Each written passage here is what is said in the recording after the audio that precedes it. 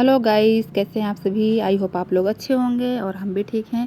So guys, आप देख सकते हैं कि मेरी रजाई मेरे छत पे गिर गई है, पड़ोसी की छत पे, वो भी बिजली के तार में। सो अब और मेरा वो कपड़ा भी गिर गया है, मेरी ड्रेस। सो अब इसको निकालने का मैं जुगाड़ सोच रही हूँ कि मैं पड़ोसी की छत से कैसे निकाल के लाऊँ।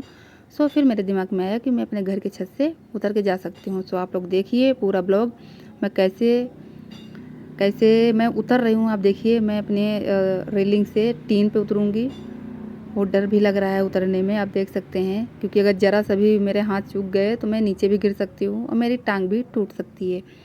सो गाइस, मैं बार बार भाभी से पूछ रही हूँ कि मैं कैसे जाऊँ। दूसरी बात, मुझे ये डर लग रहा है कि मेरी जो रजाई है ये बिजली के तार में रखी हुई है, तो कहीं ऐसा ना उसमें करंट आ रहा हो, मुझे ये भी डर लग रहा है। तो मैं बार बार भाभी से पूछ रही हूँ कि इस तार में करंट तो नहीं आ रहा है, क्योंकि बिल्कुल रजाई इस तार में रखी हुई है, आप देख सकते हैं। तो बहुत रिस्क वाला काम है, पर ठीक है, कोशिश करती हूँ मैं। सो मैं पड़ोसी की छत पे पड़ोसी की छत पे आ गई हूँ, आप लोग देख सकते हैं। और मैं पहले जो सारे कपड़े गिरे हुए हैं मेरे, तो मैं उसको उठा के पहले मैं छत पे फेंक दूँगी, और उसके बाद फिर देखती हूँ फिर जे उठाना होगा। पहले मैं क्या करूँ, पहले मैं इसको फ़ोल्ड करूँगी, फ़ोल्ड करने के बाद मैं छत पे फेंक दूँगी। बार बार कोशिश कर रही हूँ, पर कोशिश करने के बाद भी मैं फेंक नहीं पा रही हूँ, क्योंकि मेरी छत काफ़ी ऊंचे है और इस छत से इतना कैच नहीं बन रहा है। तो कहते हैं कोशिश कर रही हूँ। लो, मैं दोबारा भी फेल हो गई, आप देख रहे हैं। चलो दोबारा कोशिश करती हूँ। इस बार तो हुई, इस बार भी नहीं हुआ है, सॉरी गाइस। कोशिश, कहते हैं कोशिश करने वालों की कभी हार नहीं होती। कोई बात नहीं, फिर से ट्राई करते हैं।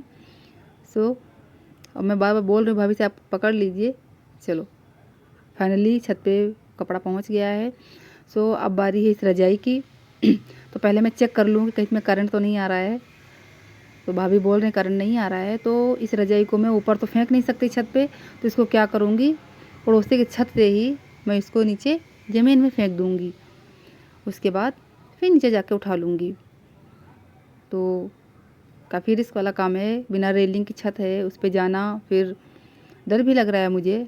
बट अब अपना सामान गिर गया है, कपड़े गिर गए हैं, तो उठाना तो पड़ेगा ही।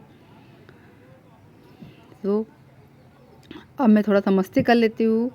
अब आ ही गई हूँ तो थोड़ा सा ठुमका लगा लेती हूँ छत पे। क्योंकि गाइस, जब से मैं डांस रील बनाने लगी हूँ तब से कहीं भी जाती हूँ, सो मुझे हर लोकेशन वीडियो वाला ही दिखता है। अब मैं कह रही हूँ ये पेड़ अगर फलों का होता, किसी जामुन का या बैर का, तो खाने को मिलते छत पर से। और मैं बोल रही हूँ कि ये आम का पेड़ है, तो जब आम लगेंगे तो इस छत पे जाकर तोड़ लिया करूँगी। तो अब चलते हैं खेत की तरफ।